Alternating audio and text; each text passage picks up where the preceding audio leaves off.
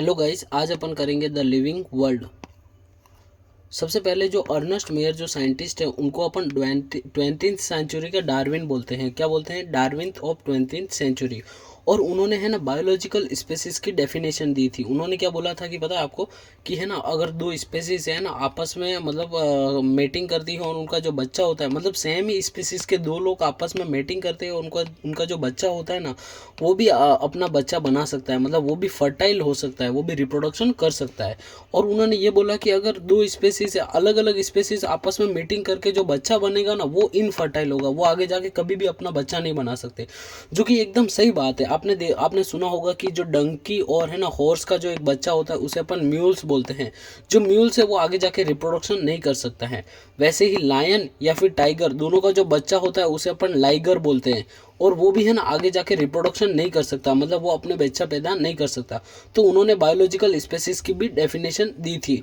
उन्हें है ना 3 अवार्ड मिले थे बायोलॉजिकल के, जिसे अपन ट्रिपल क्राउन ऑफ बायोलॉजी बोलते हैं। ओके गाइस, अब आता है कि लिविंग। जैसे ही मैं आपसे लिविंग ऑर्गेनिज्म पूछता हूँ तो आपके मन में बहुत सारे फीचर आ रहे होंगे, जैसे ग्रोथ आ गया, रिप्रोडक्शन आ गया, एबिलिटी टू सेंस एनवायरनमेंट, और बहुत सारे आपके मन में आ रहे होंगे। बट है ना साइंटिस्टों ने क्या किया कि living organism non living organism को मतलब डिफ्रेंशिएट करने के लिए या फिर कोई लिविंग ऑर्गेनिज्म है या नहीं है उसको कंफर्म करने के लिए कुछ फीचर्स डिफाइन किए, जिसे अपन डिफाइनिंग फीचर्स बोलते हैं। क्या बोलते हैं? Defining features. Defining features of living organisms की कुछ प्रॉपर्टी है, जैसे कि है ना ये सारे लिविंग ऑर्गेनिज्म में प्रेजेंट होने चाहिए विदाउट एनी एक्सेप्शन। जो दूसरी प्रॉपर्टी है कि किसी भी नॉन लिविंग ऑर्गेनिज्म में प्रेजेंट नहीं होने चाहिए। ओके, सबसे पहला जो फीचर आता है वो है ग्रोथ। अब देखो, ग्रोथ डिफाइनिंग या नहीं डिफाइनिंग फीचर है वो अपन आगे जाके देखते हैं। तो ग्रोथ का मतलब क्या होता है? इंक्रीज इन मास या फिर increase in number. Increase in mass मतलब अभी तुम 40 kg के हो, अगर आगे जाके तुम 60 kg के हुए तो तुम्हारी ग्रोथ हुई है ना। इंक्रीज इन नंबर, जैसे कि ये देखो एक प्लेट है, अब इसमें अभी तुमने देखा इसमें थोड़ी सी बैक्टीरिया प्रेजेंट है, बट अगर 1 घंटे बाद देखोगे तो पूरी प्लेट बैक्टीरिया से भर गई है। तो इसने भी ग्रोथ किया है ना। ग्रोथ मतलब इसने तो आप अपने नंबर इंक्रीज करके ग्रोथ किया है, बट इसने भी ग्रोथ तो किया है। तो इन दोनों को ग्रोथ बोलते हैं। ग्रोथ के ये ट्विन कैरेक्टरिस्टिक्स ऑफ ग्रोथ है ना। अब इंक्रीज इन मास अपन किस में देखते हैं? हायर एनिमल और प्लांट में देखते हैं। और इंक्रीज इन नंबर किस में देखते हैं? यूनिसेलुलर ऑर्गेनिज्म लाइक बैक्टीरिया में देखते हैं। ओके, अब हायर इंक्रीज इन मास में प्लांट में तो देखो through out the life growth होती है। एनिमल में क्या होता है? सर्टेन एज तक ही ग्रोथ होती है। ओके, अब देखो ऑल लिविंग ऑर्गेनिज्म तो ग्रोथ करता ही है, बट उसके साथ साथ जो नॉन लिविंग ऑर्गेनिज्म है ना वो भी ग्रोथ करता है। अब कैसे, वो मैं तुम्हें बताता हूँ। देखो, जैसे कि ये पहाड़ है ना, ये पहाड़ है, इससे हवा मतलब एयर की वजह से बहुत सारे पार्टिकल सॉइल्स इसके पहाड़ के ऊपर आके जमा हो गई। तो इस पहाड़ की जो है ना बहुत सारे सालों के बाद इस पहाड़ की है ना हाइट और इंक्रीज हो जाएगी। तो ये देखो हाइट इसकी इंक्रीज हो गई, मतलब इसने भी ग्रोथ किया है। दूसरा एग्जांपल मैं तुम्हें बताऊं तो देखो, अगर वाटर है, वाटर का एक बकेट है, उसमें तुम अगर एक स्पॉन्ज की बॉल डालते हो तो उस स्पॉन्ज की बॉल की साइज इंक्रीज हो जाएगी। तो इसने भी तो ग्रोथ किया है ना। तो ग्रोथ को तुम ऐसा डिफाइनिंग फीचर नहीं बोल सकते है ना। हाँ, ग्रोथ को तुम डिफाइनिंग फीचर नहीं बोल सकते, इसलिए ग्रोथ क्या है? नॉन डिफाइनिंग फीचर है। बट इंट्रिंसिक ग्रोथ जो खुद से तुम कर रहे हो, अभी जो ग्रोथ हो रही है तुम्हारी खुद से, बाहर से मतलब बिना बाहर की कुछ हेल्प लिए, तो उसको इंट्रेंसिक ग्रोथ बोलते हैं। जो इंट्रेंसिक ग्रोथ है वो क्या है? डिफाइनिंग फीचर है। तो मतलब ग्रोथ के दो फॉर्म होते हैं, एक एक्सटेंसिक ग्रोथ होती है, एक इंट्रेंसिक ग्रोथ होती है। तो एक्सटेंसिक ग्रोथ क्या है? Non defining feature. Intrinsic growth क्या है? Defining feature. और अगर एग्जाम में खाली ग्रोथ आए ना तो भी नॉन डिफाइनिंग फीचर लेके के आना। ओके, अब आता है रिप्रोडक्शन। क्या आता है? रिप्रोडक्शन। रिप्रोडक्शन मतलब क्या होता है? ये जो पेरेंट्स मिलके अपना एक बच्चा बनाते तो उसको रिप्रोडक्शन बोलते हैं। या फिर जो लोअर ऑर्गेनिज्म होते हैं वो है ना आप खुद से सिंगल पेरेंट्स ही अपना बच्चा बनाते तो उसको रिप्रोडक्शन बोलते हैं। अब रिप्रोडक्शन में क्या होता है? जो फंगी है ना वो क्या करती है? एसेक्सुअल स्पोर से रिप्रोडक्शन करती है। मतलब जो फंगी है ये क्या करेगी? माइटोसिस करेगी और छोटे छोटे स्पोर्स बनाएगी, और वो स्पोर्स एयर में स्प्रेड करेंगे, इधर उधर जाएंगे और वो नई फंगी बनाएगी। तो फंगी क्या करेगी? एसेक्सुअल स्पोर से रिप्रोडक्शन करती है। वैसे ही ईस्ट और हाइड्रा, ये ईस्ट है समझ लो। यहाँ पे छोटा सा बर्ड बनेगा और वो आगे जाके बर्ड बना होगा, बड़ा होगा, और है ना वो क्या करेगा? रिप्रोडक्शन मतलब वो अपना नया ईस्ट या फिर हाइड्रा बना लेगा, तो इसको बडिंग बोलते हैं। प्लेनेरिया, प्लेनेरिया जो फ्लैट फॉर्म है, ये सारे जो फंगी, ईस्ट, हाइड्रा, ये प्लेनेरिया, यहाँ पे जितने भी ऑर्गेनिजम्स है ना जो तुम्हें पता नहीं होंगे, बट आगे जाके जो 2 3 4 चैप्टर है ना उसमें तुम्हें सब पता चल जाएगा। तो ये सिर्फ एक बार ऊपर से देख लो, एनसीईआरटी में दिया है इसलिए तुम एक बार याद कर लो, बाकी तुम आगे जाके इसके बारे में डिटेल में पढ़ोगे। ओके, तो जो प्लेनेरिया है ना, प्लेनेरिया एक एनिमल है, तो ये क्या करता है, ये प्लेनेरिया है, अब ये है ना कहीं से भी टूट जाएगा, आपस में टूट जाएगा, और इसका एक हिस्सा है ना पूरा प्लेनेरिया वापस बना देगा, जो टूटा हुआ हिस्सा है ना पूरा वापस रिजनरेट कर लेगा अपने आप को और पूरा नया प्लेनेरिया बना देगा। अब फंगी है, प्रोटोनीमा ऑफ मोसेस है, और फिलामेंटस एल्गी है, ये भी तुम आगे जाके सब पढ़े होगे है ना डिटेल में। अब ये क्या करते हैं कि ये पूरा समझ लो फंगी है, तो इसका कोई स्पेसिफिक पार्ट टूट गया है तो ये वापस नया फंगी बना लेगा, है ना। प्लेनेरिया में क्या होता है कि कोई भी पार्ट टूट जाएगा तो नया बना लेगा, बट इसमें क्या स्पेसिफिक पार्ट होना चाहिए। ओके, तो ये हो गया।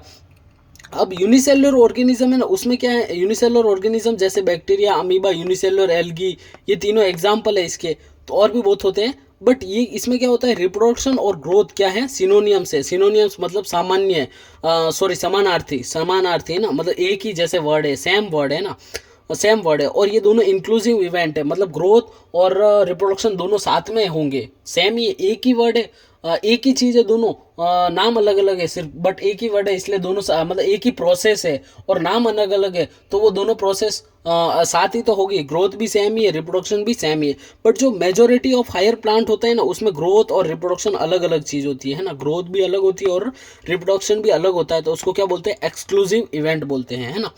अब देखो रिप्रोडक्शन क्या होता है वो मैं तुमको पता चल गया, थोड़ा बहुत एग्जांपल पता चल गया, ये यहाँ पे थोड़ी सी इंपॉर्टेंट बातें पता चल गई, बट जो मेन बात ये है कि म्यूल्स क्या होता है, डोएन और सॉरी डंकी और हॉर्स का जो मिक्सचर्स होता है, जो दोनों मेटिंग करते हैं तो जो बच्चा बनता है उसको म्यूल्स बोलते हैं। म्यूल्स है, फिर स्टेराइल वर्कर भी, जो हनी बीज होती है ना उसमें कुछ लोग ये भी होते हैं, वर्कर्स भी होते हैं स्टेराइल, जो बच्चे पैदा नहीं कर सकते, और आपने देखा होगा कि ऐसे बहुत सारे कपल्स होते हैं जो अपना बच्चा पैदा नहीं कर सकते, तो वो तो रिप्रोडक्शन कर ही नहीं सक रहे, मतलब नॉन डिफाइनिंग फीचर है ना। तो डिफाइनिंग फीचर्स का एक प्रॉपर्टी थी कि ये सारे लिविंग ऑर्गेनिज्म में प्रेजेंट होने चाहिए without any exception, but reproduction है ना, रिप्रोडक्शन में तो बहुत सारे एक्सेप्शन आ गए, इसलिए नॉन डिफाइनिंग फीचर है। अब आता है मेटाबॉलिज्म। मेटाबॉलिज्म क्या होता है, तो देखो मेटाबॉलिज्म होता है सारे मतलब जो भी मतलब जो मेटाबॉलिज्म का मतलब होता है कि जो भी रिएक्शन हो रहे हैं तुम्हारी बॉडी के अंदर, सारे रिएक्शंस, उसको अपन मेटाबॉलिज्म बोलते हैं। जैसे तुम फूड खाते हो है ना, फूड खाते हो, उसका ब्रेकडाउन होता है, फिर उसमें से एनर्जी निकलती है ना, तो एनर्जी बहुत सारी प्रोसेस के लिए वापस यूज्ड होती है, तो अपनी बॉडी में कंटिन्यूसली ब्रेकडाउन होती रहती है चीज़ें, और नई चीज़ें है ना बनती रहती है। तो जो प्रोसेस होती है जिसमें ये चीज़ें मतलब कोई भी चीज़ ब्रेकडाउन हो रही है तो उसको बोलते हैं एनाबॉलिज्म, क्या बोलते हैं, सॉरी कैटाबॉलिज्म। जो ब्रेकडाउन होती है उसे अपन कैटाबॉलिज्म बोलते हैं, है ना। जो नई चीज़ें बनती रहती है उसे अपन एनाबॉलिज्म बोलते हैं, और ये कंटिन्यूसली होती रहती है, और किसकी हेल्प से होती है, केमिकल रिएक्शन की हेल्प से होती है, किसकी हेल्प से, केमिकल रिएक्शंस की हेल्प से होती है। और इस सारी प्रोसेस को एनाबॉलिज्म आ गया, कैटाबॉलिज्म आ गया, और किसकी वजह से हो रही है, केमिकल रिएक्शन हो रही है, उसकी वजह से इस सब को क्या बोलते हैं, मेटाबॉलिज्म बोलते हैं। और जो मेटाबॉलिज्म है वो है दोस्तों डिफाइनिंग फीचर है, ये सिर्फ लिविंग ऑर्गेनिज्म में ही होता है। बट अपने जो साइंटिस्ट है वो बहुत होशियार होते हैं, आपको पता ही है, तो वो क्या करते हैं कि टेस्ट ट्यूब में भी मेटाबॉलिज्म करवाते हैं ना।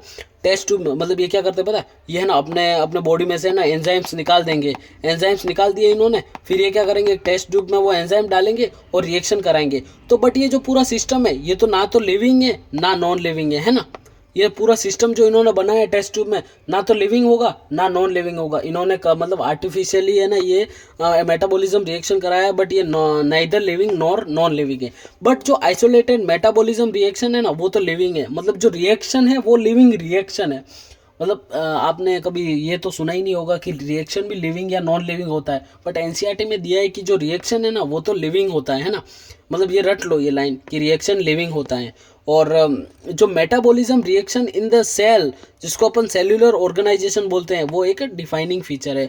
मतलब जो सेल में अगर कोई भी सेल है तुम्हें दिख जाए और उसके अंदर मेटाबॉलिज्म हो रहा है, मतलब वो डिफाइनिंग फीचर है ना। देखो यहाँ पे बहुत ज़्यादा कन्फ्यूजन होने वाली बातें हैं, बट तुम ये चीज़ें, 3 चीज़ें याद रख लो कि आइसोलेटेड मेटाबॉलिज्म रिएक्शन क्या है, लिविंग रिएक्शन है। टेस्ट ट्यूब में जो हो रहा है वो नाइदर लिविंग नॉर लिविंग है। जो metabolism reaction in the cells, जिसे हम सेल्यूलर ऑर्गेनाइजेशन बोलते हैं, वो एक डिफाइनिंग फीचर है। ओके, अब आता है कॉन्शियसनेस। क्या आता है? कॉन्शियसनेस। कॉन्शियसनेस मतलब ability to sense their surrounding. हमारे सराउंडिंग में कुछ भी होता है तो अपने को सेंस हो जाता है। जैसे टेम्परेचर इंक्रीज हो जाएगा तो अपने को पता चल जाएगा कि गर्मी है आज, टेम्परेचर डिक्रीज होगा तो अपने को पता चल जाएगा कि आज ठंड है। वैसे ही तो अपन सेंस कर सकते हैं, फिर रिस्पॉन्ड करते हैं ना अपन। फॉर एग्जाम्पल कुछ अपने को बहुत सारे प्लांट्स होते हैं जिनको अगर कुछ हो गया, आजू बाजू टेम्परेचर में कुछ खराबी आ गई, तो वो फिजिकली, केमिकल, बायोलॉजिकल चेंज करते हैं। अपन भी करते हैं। फिजिकल चेंज मतलब क्या होगा कि प्लांट समझ लो, छोटा प्लांट है, समझ लो कोई खा रहा है बार बार, तो वो अपनी हाइट इंक्रीज कर लेगा, बड़ा हो जाएगा। या फिर कोई टॉक्सिक रिलीज कर लेगा जिसकी वजह से वो अपने आप को प्रोटेक्ट कर लेगा, या फिर बायोलॉजिकली अपने आप को इनएक्टिव कर देगा। मतलब रिस्पॉन्ड कैसे करता है? फिजिकल फॉर्म में, केमिकल फॉर्म में और बायोलॉजिकल फॉर्म में रिस्पॉन्ड करता है। अब ये एनसीईआरटी में लाइन दी गई है कि जो कॉन्शियसनेस है ना, ये क्या है? Most obvious and technically complicated feature है। तो ये लाइन डायरेक्ट आ सकती है तुम्हारे एग्जाम में। Most obvious and technically complicated feature कौन सा है? तो कॉन्शियसनेस। ओके, अब आते हैं photo periodism affect seasonal breeder. अब सीजनल ब्रीडर क्या होते हैं? जो है ना ब्रीडिंग कब करते हैं, या तो है ना किसी पर्टिकुलर सीजन में करते हैं, या फिर समझ लो या विंटर में करेंगे या समर में करेंगे, तो है ना उनको सीजनल ब्रीडर बोलते हैं। तो फोटो पीरियडिज्म क्या होता है कि है ना, जो लाइट, फोटो मतलब लाइट और पीरियड्स मतलब टाइमिंग, तो जो लाइट की जो मतलब ड्यूरेशन है ना, पीरियड्स मतलब ड्यूरेशन होता है ना, फोटो पीरियड्स मतलब ड्यूरेशन, जो लाइट का जो ड्यूरेशन होता है ना, वो डिसाइड करता है मतलब ये सीजनल ब्रीडर में वो डिसाइड करता है। ऑल लिविंग ऑर्गेनिजम्स प्रोकैरियोट से लेके यूकैरियोट्स तक सारे क्या होते हैं? कॉन्शियस होते हैं। क्या होते हैं? कॉन्शियस होते हैं। तो इसीलिए डिफाइनिंग फीचर है कॉन्शियसनेस। क्या है? एक defining property of living organism. But यहाँ पे एनसीईआरटी में एक लाइन ली है कि सेल्फ कॉन्शियसनेस है ना, खाली ह्यूमन बीइंग ही होता है ना। जो सेल्फ कॉन्शियसनेस, अपने आप के खुद के रिलेटेड जो अवेयर है ना, वो सिर्फ ह्यूमन ही होता है। बट जो कोमा में जो पेशेंट होता है ना, वो सेल्फ कॉन्शियस नहीं होता है। इसलिए ना जो कोमा पेशेंट है वो सेल्फ कॉन्शियस नहीं होता है। देखो मेरे को ये जो सेल्फ कॉन्शियस वाली एनसीईआरटी की जो लाइन है थोड़ी सी रॉन्ग लगती है, क्योंकि देखो आप आजू बाजू डॉग देखो, एलिफेंट, लायन, ये सब अपने बारे में थोड़ा बहुत तो ध्यान रखते ही है ना, कि वो क्या कर रहे हैं, खुद के बारे में सेल्फ कॉन्शियस तो होते ही है वो। बट हाँ, यहाँ पे जो प्रॉपर वर्ड है ये होना चाहिए कि वो एडवांस्ड होता है, ह्यूमंस काफ़ी एडवांस होता है, सेल्फ कॉन्शियस है ना। बट ठीक है, चलो क्या बोलते हैं, रट लेना ये लाइन, वैसे इंपॉर्टेंट है। ये पूरा टेबल देखो, ये मैंने यहाँ पे बना लिया, स्क्रीनशॉट करके देख लो। एनसीईआरटी की कुछ इंपॉर्टेंट लाइन है, जैसे कि property of tissues are not present in constituent cell is arises due to interactions of cell. अब देखो इस लाइन का मतलब क्या है कि है ना, जो ये जैसे कि ये एक सेल है, ये 2 सेल, ये सेल सारे आपस में मिलके एक टिश्यू बनाते हैं। तो ये सेल आपस में इंटरेक्ट करते हैं ना, तभी ये प्रॉपर्टी ऑफ टिश्यू आती है उनके अंदर। मतलब क्या मैं तुम्हें बता रहा हूँ, देखो ये गाड़ी की बॉडी है, ये है ना इंजन है, ये है ना मतलब सीट है, ये टायर है, ये सारे आपस में इंटरेक्ट करेंगे, सारे आपस में मिलेंगे, तभी तो एक कार बनेगी ना। अब देखो ये कार का फंक्शंस टायर में भी प्रेजेंट नहीं है, कार का फंक्शंस इसमें भी प्रेजेंट नहीं है, सीट में भी प्रेजेंट है, कार का फंक्शन इसमें भी। ये सारे इंटरेक्शन करने की वजह से एक नई कार बनी है। तो ये लाइन यहाँ पे समझाना चाह रही है, property of cellular organelles are not present in constituents molecules. मतलब क्या बोल रहा है, देखो मैं तुम्हें बताता हूँ। देखो सेल्यूलर ऑर्गेनल्स मतलब ये देखो माइटोकॉन्ड्रिया है, सेल्यूलर ऑर्गेनल्स बना लिया मैंने आपको, ये माइटोकॉन्ड्रिया बता दिया। अब देखो इसमें क्या होगा, इसमें बहुत सारे आपने देखा होगा मॉलिक्यूल होते हैं, साइटोक्रोम होता है इसके अंदर। आप अगर नहीं देखा तो आगे जाके देखोगे कि इसके अंदर बहुत सारे मॉलिक्यूल से बना होता है। तो वो मॉलिक्यूल्स आपस में इंटरेक्ट करते हैं, उसकी वजह से ही तो माइटोकॉन्ड्रिया की प्रॉपर्टी आती है ना। ऐसा तो है नहीं कि जो मॉलिक्यूल की जो जैसे ये माइटोकॉन्ड्रिया की पूरी प्रॉपर्टी है वो एक मॉलिक्यूल के अंदर पूरी होती है, ऐसा नहीं होता है दोस्तों। क्या होता है कि जो सारे साइटोक्रोम है वो सारे मिलेंगे, फिर ईटीएस बनाते हैं, इलेक्ट्रॉन ट्रांसपोर्ट सिस्टम बनाते हैं, फिर बहुत सारी सिस्टम आपस में इंटरेक्ट करते हैं, फिर एक पूरा माइटोकॉन्ड्रिया बनाते हैं। वैसे ही जैसे ये सीट वगैरह आपस में मिलके कार बनाते हैं ना, वैसा ही होता है। तो ये लाइन बोल रही है this interaction result in emergent property at higher level of organisations. मतलब ये क्या बोल रहा है कि है ना, जैसे तुम्हें मैं बता दूं कि ये इंटरेक्शन होता है ना, हर चीज़ पे इंटरेक्शन होता है। जैसे मॉलिक्यूल है वो इंटरेक्ट करेगा तो क्या बनाएगा, सेल्यूलर ऑर्गेनल्स बनाएगा। ये इंटरेक्ट करेगा तो क्या बनाएगा, सेल बनाएगा। सेल इंटरेक्ट करेंगे तो टिश्यू बनाएगा। टिश्यू इंटरेक्ट करेंगे तो ऑर्गन बनाएगा। क्या बनाएगा, ऑर्गन। ऑर्गन करेगा तो ऑर्गन सिस्टम, फिर इंडिविजुअल, इंडिविजुअल, फिर इंडिविजुअल। तो सारे इंटरेक्ट कर रहे हैं, फिर एक नई प्रॉपर्टी आ रही है। तो ये लाइन यही बोलना चाहती है कि है ना, interactions result in emergent property at a higher level. This phenomena is true in hierarchy of organisational complexity at all level. मतलब ये हर चीज़ में ट्रू होता है। मतलब जैसे जैसे कॉम्प्लेक्सिटी इंक्रीज हो जाती है वैसे जैसे बड़ी हायर की आगे बढ़ती जाती है, ये हर जगह सही होती है।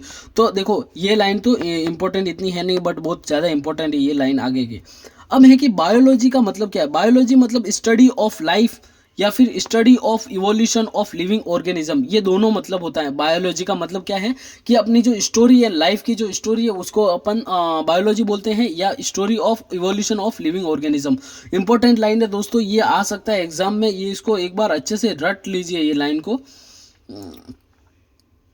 ओके अब फिर जो यहाँ पे जो आगे लाइन दी है कि all living organisms present past future, मतलब अभी के लिविंग ऑर्गेनिज्म, प्रेजेंट के, पहले के, पास्ट के, और जो फ्यूचर आगे आने वाले हैं वो सब एक दूसरे से लिंक्ड होते हैं by sharing common genetic material. अब मैं तुम्हें बता दूं, देखो सबसे पहले स्पेसिस ए होगा, उसने 2 स्पेसिस बनाए होंगे इवोल्यूशन करके, बी सी, फिर उसने डी ई एफ जी ऐसे बनाए होंगे नए नए।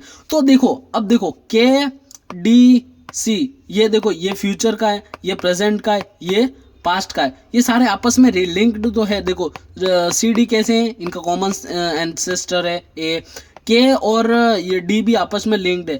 बट देखो इन दोनों के जो बीच में जो है ना सिमिलरिटी है ना, देखो सी और के दोनों के बीच में ज़्यादा सिमिलरिटी है एज कम्पेयर टू सी और डी, समझ रहे हो। तो है ना वेरिंग डिग्री ऑफ सिमिलरिटी है, बट सिमिलरिटी जरूर है। ओके ये देख लिया। अब diversity in living world, diversity in living world, living world में जो डाइवर्सिटी होती है, डाइवर्सिटी मतलब विभिन्नता, समझ गए। तो डाइवर्सिटी, बायोडाइवर्सिटी, अब अभी तक कितनी है, बायो मतलब लिविंग और डाइवर्सिटी मतलब विभिन्नता, है ना। मतलब क्या बोलते हैं यार उसको, हाँ मतलब बायोडाइवर्सिटी, मेरे को नाम याद नहीं आ रहा है। मतलब बायोडाइवर्सिटी मतलब विभिन्नता। ओके अब देखो 1.7 टू 1.8 मिलियन स्पेसीज अभी तक नॉन है। मतलब ये तो अभी तक तो अपन इस पूरे वर्ल्ड में तो बहुत सारे स्पेसीज प्रेजेंट है, बट अभी तक हम 1.7 से 1.8 मिलियन स्पेसीज ही जानते हैं। बट जैसे जैसे एरिया अपन इंक्रीज करते हैं ना देखने का, तो वैसे वैसे जो नंबर ऑफ स्पेसीज है ना वो इंक्रीज होता रहता है। देखो फॉर एग्जांपल अभी तुम इंडिया में रहते हो तो इंडिया में बहुत सारे ऑर्गेनिज्म नहीं रहते हैं, है ना। बट जैसे जैसे तुम इंडिया के साथ पाकिस्तान को कवर करोगे, जैसे जैसे अफगानिस्तान को कवर करोगे, जैसे जैसे अमेरिका को, वैसे वैसे नंबर ऑफ ऑर्गेनिज्म क्या होता जाता है, इंक्रीज हो जाएगा, जैसे है ना। तो एरिया इंक्रीज करोगे तो नंबर ऑफ स्पेसिस इंक्रीज होता जाएगा। डेंस फॉरेस्ट में ऑब्वियसली बायोडाइवर्सिटी ज़्यादा ही होती है क्योंकि वहाँ पे ज़्यादा लिविंग ऑर्गेनिज्म रहते हैं।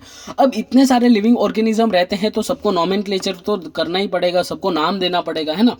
तो नाम कैसे देते हैं, सबसे पहले तो अपन आइडेंटिफाई करेंगे फिर उनको नाम देंगे ना। तो देखो नाम देने के लिए सबसे पहले प्लांट के लिए है ICBN international code for botanical nomenclature, important याद कर लेना। For animal ICZN international code for zoological nomenclature, for और ऑफ का भी ध्यान रख लेना। ओके तो देखो ये नॉमेनक्लेचर करेंगे ये सब, है ना, ICBN और ICZN, है ना। और ये दोनों जो बॉडीज है ना, ये क्या ध्यान रखेगी कि है ना एक स्पेसिस का एक ही नाम होना चाहिए। ओके अब बाइनोमियल नोमेनक्लेचर किसने दिया था, एक सिस्टम बनाया। देखो कैरोलोस लिनियस भाई साहब है ना, इन्होंने एक सिस्टम लाया कि आप है ना एनिमल्स या प्लांट को इस तरीके से नाम दीजिए, है ना। तो भाई साहब ने क्या एक बाइनोमियल नोमेनक्लेचर का सिस्टम लाया। इन्होंने बोला कि जो सबसे, इन्होंने रूल बनाए, कुछ इंपॉर्टेंट 3 रूल बनाए कि सबसे पहले जो नाम होना चाहिए ना वो लैटिन भाषा में होना चाहिए। अब लैटिन भाषा में होने का कारण है, सबसे पहले तो ये सबसे ओल्ड भाषा है, दूसरा है कि ये है ना मर चुकी है, डेड लैंग्वेज है, अभी इसमें कोई भी चेंज नहीं होता है। जो सेंटेंस पहले मतलब जो वर्ड पहले थे ना वो के वही रहते हैं ना, इसमें कोई चेंजेस नहीं होता है नया। जैसे इंग्लिश में और हिंदी में तो अभी तुम कुछ नए नए स्लैंग्स वगैरह आते ही रहते हैं, आपने देखा होगा। बट जो लैटिन भाषा है ना इसमें अभी तक कोई मतलब चेंज होता ही नहीं है, इसलिए इन्होंने क्या बोला कि लैटिन में ही नाम रखिए, है ना। या फिर अगर आप चाइनीज़ में नाम लाते हो या फिर हिंदी में नाम लाते हो या फिर उर्दू में लाते हो तो उसको लैटिन में कन्वर्ट करिए, है ना। तो ये इन्होंने बोला। फिर उन्होंने बोला कि देखो बायनोमियल नोमेनक्लेचर मतलब दो नाम होंगे, एक स्पेसिस का क्या होगा, दो नाम होगा। जैसे देखो मैं तुम्हें बता दूं कि ये देखो मैंगो का जो नाम है, मैंगो उसका जो नाम है वो है मैंगीफेरा इंडिका, मैंगीफेरा इंडिका, इसका मैंगो का दो नाम है। तो जो ये जो आगे है ना ये तो स्पेसीज सॉरी जीनस को मतलब बताएगी, और जो पीछे है वो क्या बताएगी, स्पेसीज बताएगी। तो इन्होंने बोला कि जो दो नाम अपन किसी का भी नाम देंगे तो दो वर्ड में देंगे, जो पहला वर्ड है वो जीनस को डिनोट करेगा, जो दूसरा वर्ड है वो स्पेसीज को डिनोट करेगा। इसकी जो ट्रिक है वो मैं तुम्हें बता दूं कि अल्फाबेट में सबसे पहले क्या आता है, जी, फिर आता है एस, तो ऐसे याद रख सकते हो। और उन्होंने बोला कि जब तुमको उनको हैंड रिटन करते हो ना तो उनको सेपरेटली अंडरलाइन करो। जैसे ये देखो मैंने ये किया है, मैंगीफेरा इंडिका लिखा है तो सेपरेटली अंडरलाइन किया है। बट अगर जब उनको प्रिंटेड करते हो ना तो उसको इटैलिक में लिखो। प्रिंटेड मतलब क्या होता है कि जब तुम उसको टाइपिंग करते हो ना कंप्यूटर में वगैरह तो इटैलिक मतलब स्लाइटली, ये देखो टिल्टेड है ना, तो इटैलिक में करो। क्यों? क्योंकि लैटिन ओरिजिन बताने के लिए। ओके, अब फर्स्ट वर्ड क्या होता है, जीनस, वो कैपिटल होता है और अदर सारे स्मॉल होते हैं। तो ये देखना, ये ध्यान रखना, तुम्हें पागल बना लेंगे एमसीक्यू टाइम कि ये कैपिटल दे देंगे, ये स्मॉल देंगे, या फिर ये कैपिटल देंगे, ये भी कैपिटल दे देंगे। तो ये ध्यान रखना। ओके, तो मैंगीफेरा इंडिका, तो फर्स्ट क्या होगा, कैपिटल होगा, अदर सारे स्मॉल होंगे। ऑथर का नाम क्या होगा, एब्रीवेटेड फॉर्म में होगा और सबसे पीछे होगा, और उसके नीचे अंडरलाइन भी नहीं होगी। और ये रोमन में होता है, याद रखना। ये किस भाषा में होता है, रोमन लैंग्वेज में होता है। किस में होता है, याद लेना। देखो जो चीज़ समझ में नहीं आती ना उसको रट लो, मैं तो यही बोलता हूँ। क्योंकि देखो सब चीज़ तुम समझने जाओगे तुम एमबीबीएस, और एक चीज़ याद रखो कि है ना, एमबीबीएस तुम आगे जाके करने वाले हो, अभी नहीं करना है। अभी जितना आएगा उतना ही पढ़ना है, एक्स्ट्रा नहीं पढ़ना कुछ भी। एनसीईआरटी के बाहर से कुछ भी नहीं पढ़ने की ज़रूरत है अभी भी। और जो अगर एनसीईआरटी के बाहर से कुछ भी आएगा तो वो सबका रॉन्ग ही होगा, तो उसके लिए टेंशन लेने की बिल्कुल भी ज़रूरत नहीं है। ओके, अब देखो आगे बढ़ते हैं। अब आता है क्लासिफिकेशन। इतने सारे ऑर्गेनिज्म है तो है ना, इम्पॉसिबल है सबको स्टडी करना, इम्पॉसिबल है। तो हमने क्या किया, डिफरेंट ग्रुप बनाए। अब सारे ग्रुप बनाए तो हम किसी एक ग्रुप को अगर स्टडी करेंगे तो उसमें बहुत सारे ऑर्गेनिज्म एक साथ स्टडी हो जाएंगे। तो है ना, अपन ने क्या किया, क्लासीफाई। क्लासीफाई मतलब क्या होता है कि ग्रुपिंग को जब हम ग्रुपिंग करते हैं किसी की भी चीज़ की तो उसको बोलते हैं क्लासिफिकेशन, है ना। Many organism can be study together, एक साथ अपन स्टडी कर सकते हैं। तो जो ग्रुप है ना बहुत सारे ऑर्गेनिज्म का, उसको क्या बोलते हैं, टेक्सोन, और उसका जो प्लूरल फॉर्म है वो टेक्सा। अब मैं तुम्हें बताऊं, देखो देखो बॉयज, इसमें ये भी एक ग्रुप है ना, मतलब ये भी एक टेक्सा है। क्या है, टेक्सा। एनिमल्स, ये भी क्या है, एक टेक्सा है ना। अब मैं ऐसा बोल दूं कि फॉर एग्जांपल मेरा नाम विक्रम है तो मैं बोलूंगा विक्रम। अब ये क्या ग्रुप थोड़ी है यार, ये तो ये टेक्सा नहीं है, है ना। जैसे ही मैं बोलूंगा कैट, अब देखो कैट में तो बहुत सारी कैट को रिप्रेजेंट कर रही है ना, कैट, तो ये भी क्या है, टेक्सा है ना। ह्यूमंस, तो ह्यूमंस, तो ये भी एक ग्रुप ही तो है, बहुत सारे इंडिविजुअल का ग्रुप ही तो है। तो इनको अपन क्या बोलते हैं, टेक्सा बोलते हैं। जैसे एनिमल, देखो ये एनिमल्स, मैमल्स, डॉग्स, ये सारे क्या है, taxa at a different level. अब देखो ये बहुत इंपॉर्टेंट है और ये क्वेश्चन आ सकता है और मैक्सिमम लोगों का रॉन्ग होगा। देखो ये कैसे है, देखो एनिमल्स ग्रुप को रिप्रेजेंट कर रहा है ना, मैमल्स भी ग्रुप को रिप्रेजेंट कर रहा है, डॉग भी ग्रुप को रिप्रेजेंट कर रहा है। तो ये टेक्सा तो है बट डिफरेंट लेवल पे है। देखो आगे जाके अपन ये पढ़ने वाले हैं कि सबसे पहले क्या आता है, एनिमल आता है, फिर उसके अंदर आगे जाओगे तो आप मैमल्स आएगा, फिर उसके अंदर डॉग आ जाएगा। तो ये डिफरेंट डिफरेंट पोजीशन पे है ना, डिफरेंट डिफरेंट पोजीशन पे है। ये देखो आपने देखा हो तो सबसे पहले लिविंग ऑर्गेनिज्म आता है, फिर अपन उसको क्लासिफाई करते हैं लिविंग ऑर्गेनिज्म, फिर उसको क्लासिफाई करते हैं प्लांट या फिर एनिमल में, फिर इनको और क्लासिफाई करते जाते हैं। तो है ना, ये डॉग यहाँ पे आया है समझ लो, एनिमल यहाँ पे आया है, मैमल यहाँ पे आया है। तो ये अलग अलग लेवल पे, बट है तो ये एक ग्रुप को ही रिप्रेजेंट कर रहे हैं ना, ये वर्ड एक ग्रुप को ही रिप्रेजेंट कर रहा है। तो इसको अपन क्या बोलते हैं, taxa at a different level. अब अपन पढ़ते हैं टेक्सोनॉमी। अब टेक्सोनॉमी क्या होता है, देखो टेक्सोनॉमी का मतलब क्या होता है, एक ऐसा सिस्टम है जो कोई भी लिविंग ऑर्गेनिज्म का कैरेक्टराइजेशन करेगा, आइडेंटिफिकेशन करेगा, क्लासिफिकेशन करेगा, नोमेनक्लेचर करेगा, ये सारी चीज़ें करेगा ना। ऐसा सिस्टम बनाया है एक का साइंटिस्टों ने, जिसको अपन टेक्सोनॉमी सिस्टम बोलते हैं। क्या बोलते हैं? टेक्सोनॉमी बोलते हैं। जिसमें क्या होता है? कैरेक्टराइजेशन भी होता है, आइडेंटिफिकेशन भी होता है, क्लासिफिकेशन भी होता है और नोमेनक्लेचर भी होता है। अब देखो, अपन ने अभी क्लासिफिकेशन पढ़ा है, तो क्लासिफिकेशन क्या है? ये देखो, क्लासिफिकेशन टेक्सोनॉमी का ही एक पार्ट है। अब देखो कैरेक्टराइजेशन, इसका मतलब देखो, मैं तुम्हें सबसे पहले तुम मेरे को बोलोगे हाँ कि ऐसा तुम मेरे को कैरेक्टराइजेशन करोगे कि है ना, मैंने एक ऐसा ऑर्गेनिज्म ढूंढा है जिसके 2 हाथ हैं, 2 पैर हैं, एक मुंह है, एक सर है, एक नेक है, हेड वगैरह सब। तो तुम मेरे को पहले कैरेक्टराइजेशन कर रहे हो, है ना। फिर तुम ऐसा कैरेक्टराइजेशन किया, फिर तुम मेरे को आइडेंटिफाई करोगे कि ये तो ह्यूमन में होता है। फिर मेरे को तुम क्लासिफाई करोगे कि ये तो होमोसेपियन है। फिर मतलब क्लासिफाई किया, फिर तुम मेरे को नोमेनक्लेचर करोगे कि ये तो होमोसेपियन है। सबसे पहले तो तुमने मेरे को क्या किया? कैरेक्टराइजेशन ही किया ना, कि मेरे 2 हाथ है, 2 पैर है, 2 हाथ है, 2 पैर है, वगैरह वगैरह। तुमने मेरे को कैरेक्टराइजेशन किया ना, फिर मेरे को आइडेंटिफाई कर दिया कि मैं तो उसमें आता हूँ, एनिमल में आता हूँ। फिर आइडेंटिफाई करके तुमने मेरे को क्लासिफाई किया कि एनिमल में भी मैं मैमल्स में आता हूँ। मैमल्स के बाद भी तुमने मेरे को नोमेनक्लेचर दिया, है ना। तो वो सारी जो प्रोसेस है ना, ये किस में आती है? ये सब टेक्सोनॉमी में आती है। क्या आती है? टेक्सोनॉमी है। अब टेक्सोनॉमी के मॉडर्न जो टेक्सोनॉमी के अभी जो टेक्सोनॉमी है ना, टेक्सोनॉमी मतलब ये सारे एक मतलब परफेक्ट सीक्वेंस में है ना, सीक्वेंस में क्लासीफाई करना, उसको नाम देना, उस चीज़ों को टेक्सोनॉमी बोलते हैं। तो जो मॉडर्न टेक्सोनॉमी है ना, उसके बेसिस क्या है? External structure, internal structure, structure of cell, development process, ecological information. Ecological information मतलब मैं कहाँ रहता हूँ, मेरा एरिया, मेरा मतलब वो सब चीज़ें, मैं क्या खाता हूँ वगैरह, इस सब चीज़ों को इकोलॉजिकल इन्फॉर्मेशन बोलते हैं ना। डेवलपमेंट प्रोसेस मतलब किस तरह से मैं डेवलप्ड हो रहा हूँ, मैं छोटा से बड़ा किस तरह से हुआ। स्ट्रक्चर ऑफ सेल, मेरे अंदर कौन सा सेल पाया जाता है। इंटरनल स्ट्रक्चर, एक्सटर्नल स्ट्रक्चर, इस सब को बोलते हैं। और इसका जो मतलब ट्रिक है वो है सिड्डी, सिड्डी, SIDEE, है ना। अब आता है सिस्टमैटिक। सिस्टमैटिक में क्या होता है कि भाई साहब कैरोलस लिनियस भाई है ना, उन्होंने ये वर्ड सबसे पहले यूज़ किया था। और इन्होंने है ना अपनी एक बुक पब्लिक की थी, उसका नाम रखा था सिस्टमा नेचरा। देखो ये याद करना आ सकता है। कैरोलस लिनियस ने सिस्टमैटिक वर्ड सबसे पहले लाया था और उसको उन्होंने एक बुक में है ना यूज़ किया था, सिस्टमा नेचरा। और सिस्टमेटिक में सिस्टमा का मतलब होता है एक लैटिन वर्ड है, और इसका मतलब होता है कि सिस्टमेटिक अरेंजमेंट। अब सिस्टमेटिक अरेंजमेंट